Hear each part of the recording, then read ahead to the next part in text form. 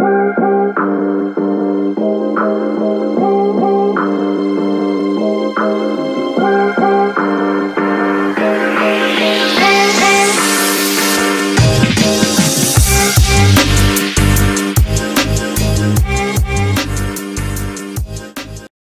what is going on, everybody? Welcome back to Halfback Dynasty. My name is Brendan. We are joined today with our co-host, Tyler, the legendary Gator Sens. Tyler, how the heck you feeling, my friend? Feeling great, Brendan. Halfway through the week here. Another week closer to seeing you in your home soil of Chicago. From a fantasy standpoint, not feeling good, man. Not feeling good at all. Kind of working with my lineups today. Not good. Not good. Yeah, I think what we've learned, just like every other year, is you have a lot of expectations. Some players meet those expectations and some players do not. So that's why it's important that you have a strategy going into the season, because if you panic too quickly, it's going to hurt you. If you don't panic enough, it's going to hurt you. So you have to find that balance on how to mellow out and balance your roster. So as always, week one has shown us a lot. I think that we have some players that confirmed our initial thoughts of our expectations, I should say. And there were some players that maybe didn't perform as well as we thought they would, or they performed better than we thought they would. So I think it's a safe bet here to maybe go over a couple players that maybe surprised us, I guess. Players that maybe you thought weren't going to perform that well, or players that you feel had a really hot start. I don't know. Let's just have an open conversation and talk about what we saw in week one. Yeah, I mean, a couple guys really stood out. I mean, it's always tough because it's week one. I mean, you don't want to get carried away. I think it's easier to make snap decisions and redraft. But, you know, when we play in dynasty leagues, you just got to take a breath. But I think the guys that surprised the most have to be, I mean, Carson Wentz. I'm not sure where that came from. Robbie Anderson, not real sure where that came from. DJ Moore took a severe backseat to Robbie Anderson. Obviously, I'm extremely high on him, but I was pleased what I saw from Jerry Jeudy.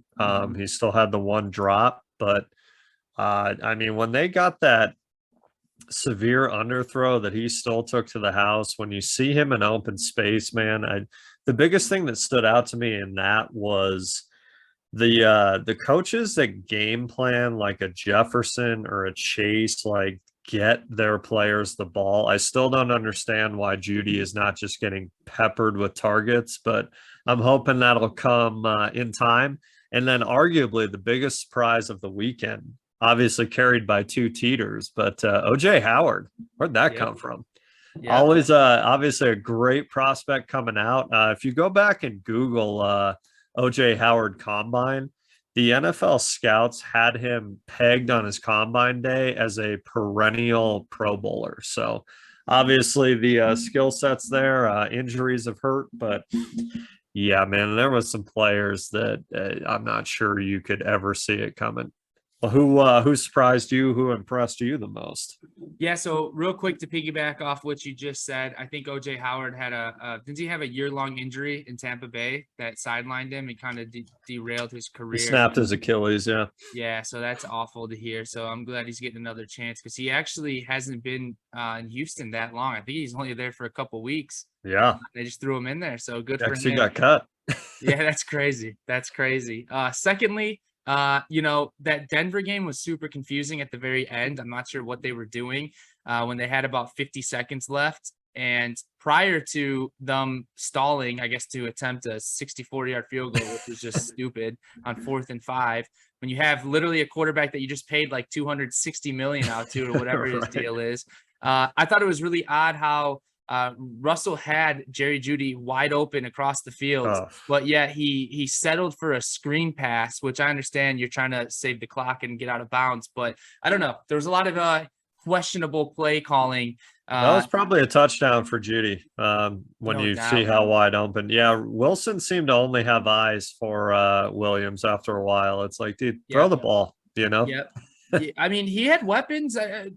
Let's talk about this for a quick second. I don't really think his weapons right now in Denver are that much different than his weapons were in Seattle. Chris Carson was a great running back for him. Tyler Lockett stretched the field, and DK Metcalf, well, stretched the field too. I mean, he should have been kind of, an all-purpose receiver. But my point is, I feel like his assets, his weapons he has now are pretty similar, just as good, if not maybe slightly better. Time will tell, but I don't know. I feel like it's not like he transitioned from a decent offense to a really bad offense. So maybe he just needs to get acclimated. So I'm pretty excited to see what they'll do in this upcoming week. But to answer your question, some players that I was pretty shocked that performed pretty well. I knew there's always a chance for these guys to play well, but it was cool to see them kind of appreciate and value after week one. First guy, Jalen Hurts. A lot of questions about whether or not he is the guy in Philadelphia. He had a pretty good game. He can rush, man. He can for sure rush the ball. I mean, there's no doubt about it. So, and it looked like he was connecting very well with A.J. Brown. A.J. Brown threw up like 150 yards, man. It was pretty wild. I think he holds the record for most yards, or maybe top 5 for most yards for a wide receiver in their debut game with a new team. So AJ Brown's got to be feeling pretty good. The owners there got to be feeling pretty good. I was really surprised that CEH threw up some good fantasy points, which I know a lot of people were speculating that his value was dropping exponentially. He had 7 rush attempts for 42 yards, but he had 3 receptions for 32 yards and 2 teeters. So, I mean, hey, fantasy points are fantasy points. As we say, it doesn't matter if they get a lot of tutties or not. Doesn't matter if they get a lot of work. Hey, touchdowns, 6 points, yards are points too. I love it. That's why people loved him coming out and overdrafted him, was his catching abilities. So, that plays into his skill set pretty well. And his average on the ground was pretty good. He just didn't. I mean, Mahomes had to have thrown 800 passes in that game. So it's not like he had many chances to rush in general. So, I thought he looked good. Me too. Hey, you First know time what? in a long time. If I mean, no owner in their right mind would sell him for a second now. I mean, preseason, maybe a late first or a second. I'd buy for that right now. Why not take a chance on it? I still would need to see more, just because if he didn't get those 2 touchdowns, I know this is contradicting my point. If he didn't get those 2 touchdowns, he would be looking at like an 8-point outing. So not as good. Not as good. So we'll see if he can maintain those touchdowns or figure out the workload. Wide receiver, a guy who I was really excited to get back in the swing of things after a couple down years of injuries, was Curtis Samuel. As you mentioned, Carson Wentz looked the par, and Curtis Samuel looked good too, man. And I think him and Robbie Anderson are some cheap depth guys that you can obtain this year that really can help push you over through bye weeks or injuries. So I was a big fan of it. Tight end position, I was not necessarily hesitant on the hype about Gerald Everett. Like, I know he's a part of a very potent offense, and I know that there was a lot of people saying, hey, he could eat this year. I was happy to see that he finished in some leagues, top 5 tight end with Justin Herbert out in the QB position. He had 3 receptions for 54 yards and a touchdown. And I mean, I'll take that as a tight end. You know the golden rule about tight end. You can't predict them. Yeah, what is he in our league? Did you look? He's got to be a top 3 tight end after week 1. Let's take a look. And one of my positional leagues ranks now, probably 3. Yeah, guess who's got him? Baby? Let's go. Yep. The one guy of value I currently own in that league from rebuilding. That's so funny to me. Yeah, he's tight end 4. I was gonna say, man, you put up a touchdown any week. We've talked about it a million times with tight ends. You're a top 10, no question. Yep. Every week, baby. That's what we like to see. So he's super athletic. People were very, very high on him coming out of college. He was just never in the right system. Hey, well, with that potent offense, let's see what happens. I mean, Justin Herbert looked good as always. This is kind of leading into some guys that I think reassured us why they're the top dogs. Justin Herbert looked good. Patrick Mahomes looked amazing. I mean, there was incredible. There was some speculation that maybe he wouldn't be as elite as he has been, losing Tyreek Hill, but let's be honest, he looked phenomenal. Yeah, he looked great. Running back wise, man, a lot of big names kind of disappointed, man. Alvin Kamara, Derrick Henry. I don't know, man. How do you feel about those heavy hitters? I mean, again, it's only week 1. I thought it was encouraging and discouraging that Derrick Henry had the volume. Alvin Kamara, man, I really don't know how I feel about Kamara anymore. He does not have a quarterback that ever checks down. I mean, even when Kamara was having a slow game on the ground, you knew Breeze was going to target him 12 times a game. A guy that really stuck out for me, man, and this is piled on by the injury to Prescott. Zeke's done, man. Zeke just looks, you and I were pounding the table all offseason. You better move Zeke. He's done, man. He looks, I think even you and I talked about trading Pollard in the offseason. Pollard's value is going to tank. I mean, it's gonna be higher now, bro. In my opinion, with Zeke done, people are gonna notice Zeke is out and out. I mean, Pollard's definitely not as good of a running back, I feel, as Zeke. But I think Dallas likes Pollard a lot, bro. I really do.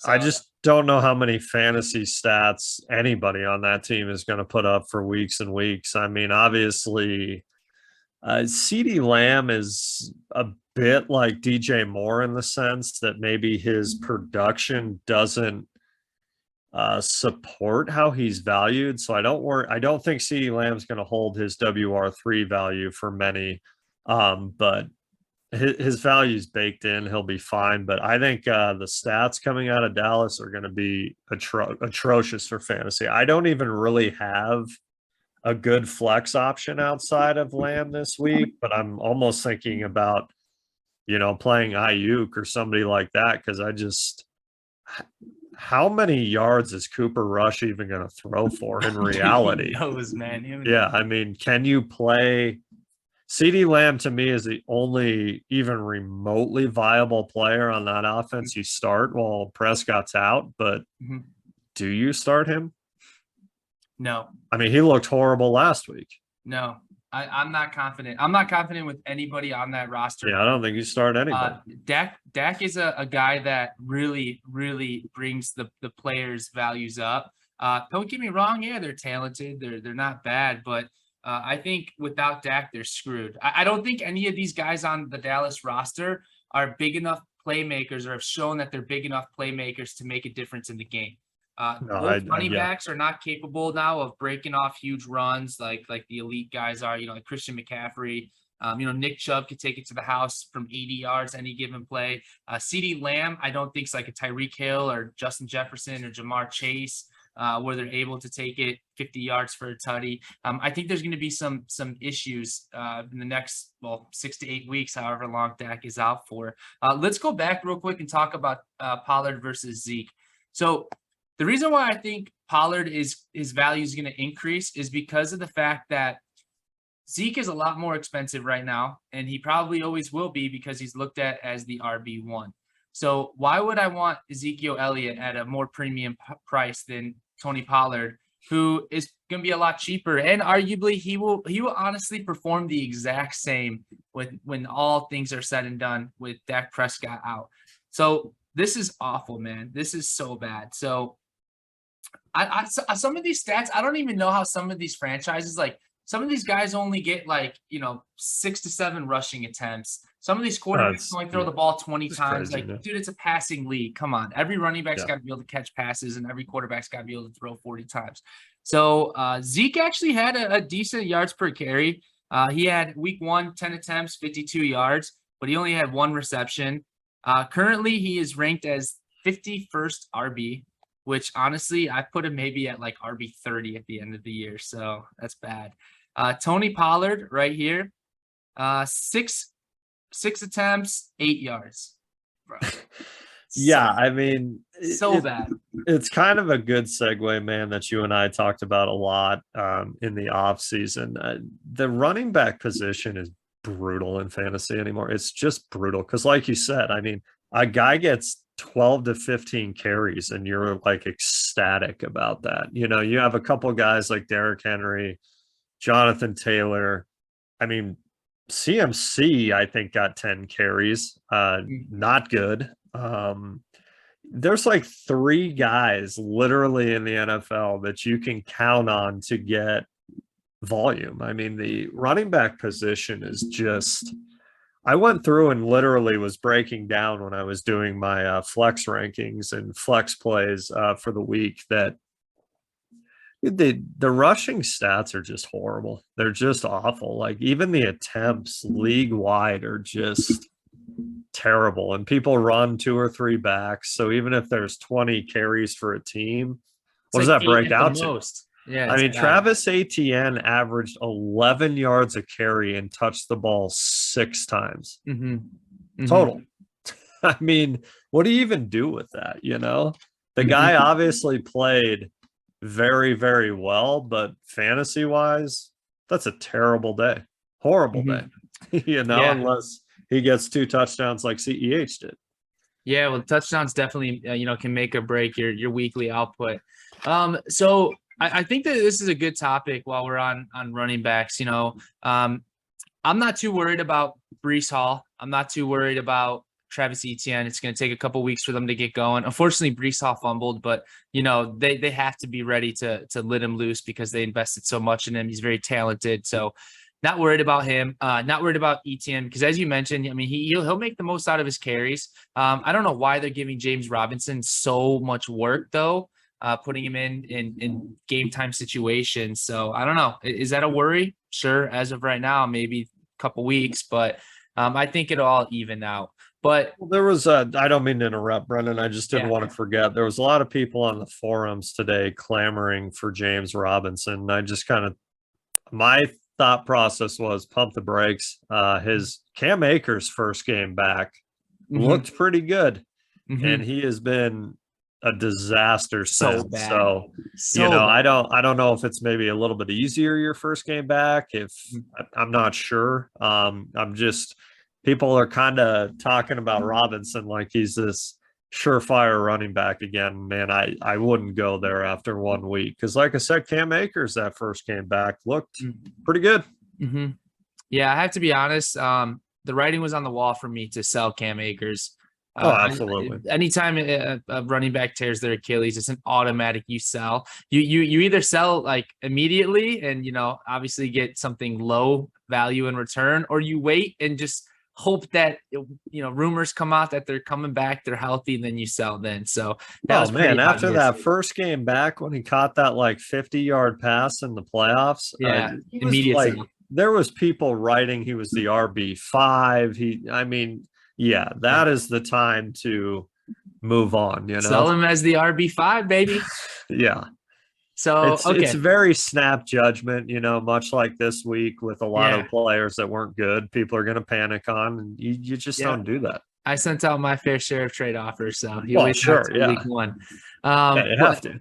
You got to, man. You never know. You never know who's panicking. But circling back to the Zeke and Pollard debate, very similar situation in Green Bay right now, but the difference is both those running backs are actually decent. They're actually good.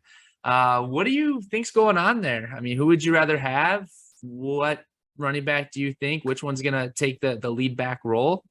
I would still rather have, coming out of week 1, I would probably say Dylan just because of his goal line. I mean, you and I talked about this literally last week, but Dylan holds slightly more upside because of his red zone usage. If week 1 is any indication, Green Bay's offense is a disaster. Rodgers looked horrible. I still think Jones is going to get a lot of receptions, but when you really looked at it, I mean, AJ Dillon catches a fair amount of balls too. So they seem to be drifting towards Dillon, but I think that's going to kind of be like, I'm trying to think of a backfield where, I mean, it's better than New England, but it's going to be kind of like New England where 1 week you're going to say, man, Dylan's just great. He's such an easy start and he's going to get 4 touches, I think it's just going to be pretty ugly, but I mean, a straight dynasty value, I think you got to take Dylan. I mean, I see when you made that trade for Aaron Jones as a contender, I still think Aaron Jones has a lot of value, but I mean, if you're a middle of the pack, not a good team, I mean, Dylan's the only way to go. I agree. I actually would take it a step further. I'm gonna be honest with you. I think I'd rather have AJ Dillon in every situation. This is maybe a hot take, but I'm gonna tell you right now, I would trade Aaron Jones straight up for AJ Dillon, especially this year. I think AJ Dillon is actually going to emerge as the lead back. I think that the Packers really like him.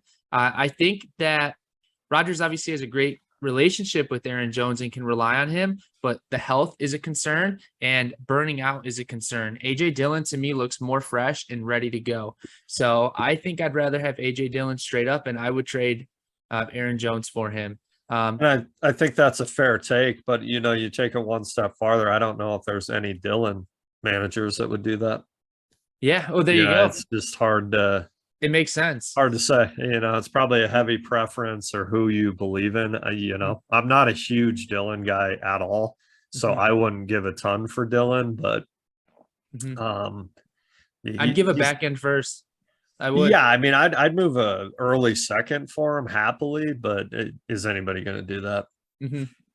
Well, this has been a lot of fun. Running backs are definitely the most difficult to it's awful predict. Anymore, man. Yeah, I remember when I one. played 10, 12 years ago, there was like 10 or 12 guys that you knew were just going to get a ton of carries, a ton of points. And now it's, God, the running back position is just like, I'm obviously very RB needy until J.K. Dobbins gets back or we figure out who ATN is in our big league, Brendan.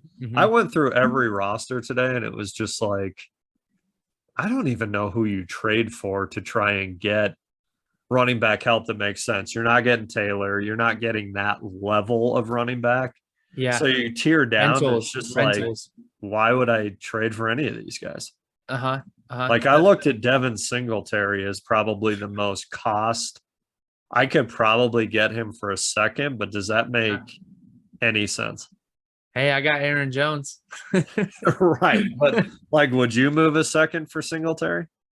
He's not good. Well, the good news with Singletary is he's miles ahead of Zach Moss. I mean, Zach Moss just looked awful. Cook looked terrible. Yeah, Cook fumbled too, didn't he? So it's like, I mean, the disparity between Singletary and the other guys on the roster just like exponentially increased. So it's like he's safer than ever, in my opinion. So I mean, yeah, I'd give a second. I mean, if you really need an RB, you have ETN, so I'd still rather risk ETN every week over Singletary. So there's really not a point since it's a start one RB league. But yeah, I definitely understand what you're saying. It kind of feels like if you need a running back, you're buying a rental. You're either giving up the farm for a stud, which no one.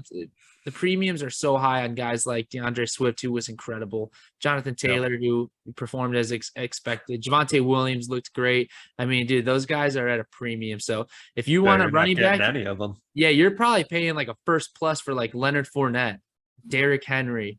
I don't even know who else off the top of my head, but it's like guys, James Conner, it's guys that will probably put up points, but there's so much risk involved. That age cliff is there, that injury status is there. It's just, I don't know, man. I don't know. I'm starting to feel like the zero RB strategy is the way to rock, bro. Yeah. I mean, I've been trying to make a trade for Josh Jacobs. Is he safe? Not even remotely. He had another fantastic average per carry and he got 9 carries? Yeah, you just don't know anymore. You just don't know. Brutal, so okay, let's move on to maybe some wide receivers that you were happy with or not happy with. Real quick, Christian Watson, man. Oh my God. You could tell when he dropped that touchdown bomb, dude. Aaron Rodgers was thinking, they showed the replay and they zoomed in on Rodgers' face. You could tell that he was thinking, I'm never throwing to this guy again. Yeah. Never. Yeah. Yeah. There was some great performances, some really disappointing ones. I mean, obviously, Justin Jefferson was just unbelievable, exactly as advertised. It's been written about that they were going to tailor that whole offense around him, and it sure looked like they are going to. I'm trying to think of some guys that really bombed off the top of my head here. I also thought Julio Jones looked pretty good. I mean, that was a shocker. I don't think many people saw that coming. What a legend, dude. Julio's the type of guy that everyone loves. For sure, man. I'm just kind of going to scroll through here and try and figure. Obviously, I think the biggest disappointment of the entire week has to be CeeDee Lamb. 11 targets. He caught 2 balls for 29 yards. That's bad. I mean, I understand the frustration, but his body language was atrocious out there. He looked like a little kid that, I think Lamb was so desperate to put up stats that every time there was a penalty or he didn't catch something, he was just Flipping out. yeah. I mean, his body language was horrible, man. Uh-huh. DK Metcalf, terrible. He was awful. What he did with 7 receptions was horrible. Geno Smith was absurdly accurate too. It's kind of crazy. It's really weird. Yeah. And I've had a take kind of all off season on a bunch of forums. I still like DJ Moore, but I'm starting to think DJ Moore is probably one of the most overrated wide receivers in fantasy. You're talking about a guy who has a few WR1 weeks, but in reality is a WR2 or 3 that is valued like he's up around not Jefferson Chase, but a tier below. I don't think he was great. And I get it, man. He's never had the best quarterbacks, but at some point, it is what it is. You got to be the playmaker. You got to be. Yeah, it is what it is. So those 3 guys really stuck out to me as obviously CeeDee Lamb was the biggest disappointment, but and Metcalf, I've been writing all offseason. He's going to have a terrible year. He is, but you stash him. Yeah, it's a bad situation. You just hang on to him. But DJ Moore, I don't know, man. I'm wavering heavily on DJ Moore. I think the some big disappointments for me, Devontae Smith. Oh yeah, good call. Goose egg. Yeah, brutal. Elijah Moore, but I understand the Joe Flacco situation. Some rookies, I mean, that I thought were good. Drake London, dude. I mean, I think he has an opportunity to become a stud. Garrett Wilson caught some balls out there too. Traylon Burks, who I thought was actually going to be just god awful. So it's like there's opportunity still, man. You know, there's opportunity still. I think week 1 showed that some guys are ready to be the dominant player on their team. Some guys are not, and that happens every year. So yeah, the great call on Devonta Smith, man. But like, I think it's important what you're talking about, what we've kind of been talking about this whole episode, that just kind of can come first full circle here. Everybody also just needs to relax. It's week 1. Yeah. I mean, I remember early in my fantasy days, I would have traded CeeDee Lamb. You know, I'd have been just, oh my gosh, what are we going to do? But everybody needs to relax. I saw on DLF today multiple CeeDee Lamb trades. Like, guys, just relax. They were selling 1 week. Yeah, should I trade him? Should I why? I'd sell for a couple first plus. Hey, why not? And I can hear that 100%, because maybe CeeDee Lamb is not the guy that we're hoping he's going to be. But like I wish I could remember the trade, because I saw it on another show. It was like Christian Watson, something else in like a second. They traded CeeDee Lamb away to get that. I would do that. I would do that no matter my build. Oh, I know. And I'd add 2 first to that. Yeah. So I think, you know, as frustrating as week 1 was, I mean, you said you had the worst fantasy week you've ever had. I went 0-3 in a bad 0-3. I wasn't even competitive. My closest game, I lost by 18 points. So you're not competitive in any of those, but you know, blowing up your team, making bad trades, going out and trading for Robbie Anderson, who may or may not be good. He's a good depth guy. He's a good depth guy. Like as a contender, if you can get him for a late second, stash him. But he's done this in years past. He's been a good depth guy. I think it's always dangerous after the first few weeks. I know a lot of people go to their league and sort by the overall positional ranks. Very dangerous early in the season. Yeah. Because it isn't going to look like that. Cordell Patterson's top 5, baby. Hey, man, we got to tip our hat to the guy. He finally got his chance last year, and he has really taken it. Yep. Shocking, but he has taken it. Love to see it. Yeah. Good for him. Good for him. So, Tyler, real quick, with the few minutes we have left, I'm going to quickly let you know one player at each position that I love this week and one player that I hate this week. Okay. In terms of stardom, sit-em. You ready? Yeah, absolutely. And, I'm going for bigger names just because, I could tell you right now, I can name off, bench guys who I don't like. Sure. Right? That's a lot easier. But starting in at quarterback I love this week, and let's see if he can keep the ball rolling. Carson Wentz playing the Detroit Lions. I love it, man. I love it. He's going to keep going. He'll throw maybe 2-3 touchdowns. Quarterback I hate, and This one might be a little more obvious, but Ryan Tannehill going up against the Buffalo Bills on Monday Night Football. Tough I think matchup. he is a for sure sit. I think that he is not going to play well. The Bills defense is so good. Dude, they got some really good DBs out there too, man. Brendan, I'm going to interrupt you real quick. Just for Yep, contenders out there, I bet you Derrick Henry has another subpar game. If you're yep, contending and you're all in, could be a great time to buy after the Buffalo matchup. yep, yep. I think he'll get 25 carries and maybe about 80 to 100 yards, Yep. maybe not a touchdown, but Yep. that's still great volume. The volume's there. He will heat up.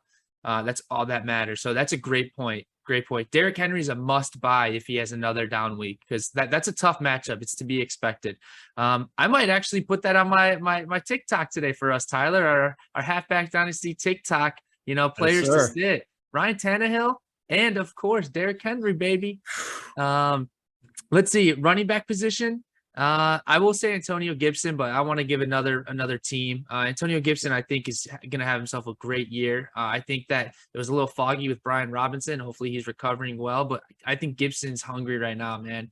And I think there was a lot of smoke thrown based on, him lining up his special teams, etc. So let's see. I love the Philadelphia Eagles running backs against Minnesota. I think Miles Sanders has another shot to carry on a good week, and Kenneth Gainwell too. I think that's going to be a good backfield.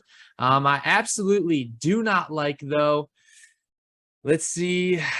Man, I think the Jets running backs are going to struggle against Cleveland. I think Breece Hall and Michael Carter Jr. are going to struggle. I think combined they might throw up like 120 yards on the ground, but let's see. Michael Carter had a good week one. Breece Hall still establishing himself.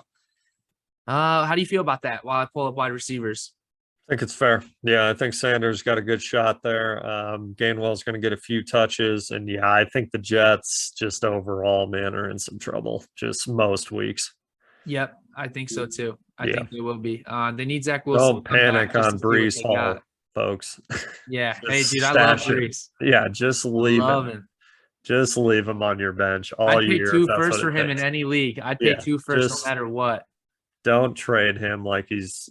I wrote about that. Joe Mixon, Melvin Gordon, people dump them after their rookie years. Don't do it.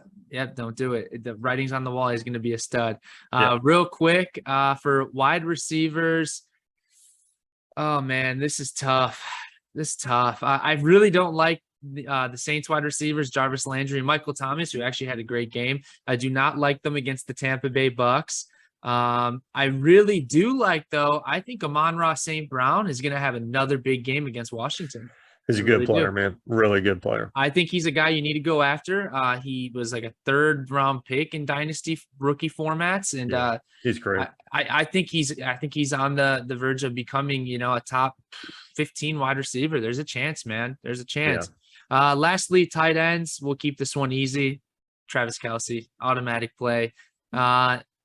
Guy I don't like now, Dalton Schultz. Definitely don't like Dalton Schultz without Dak. And then somebody I do love, let's see. Screw it, man. Screw it. We're going OJ Howard against them. Love it, man. I'm starting him in one league. I'm starting him in a league.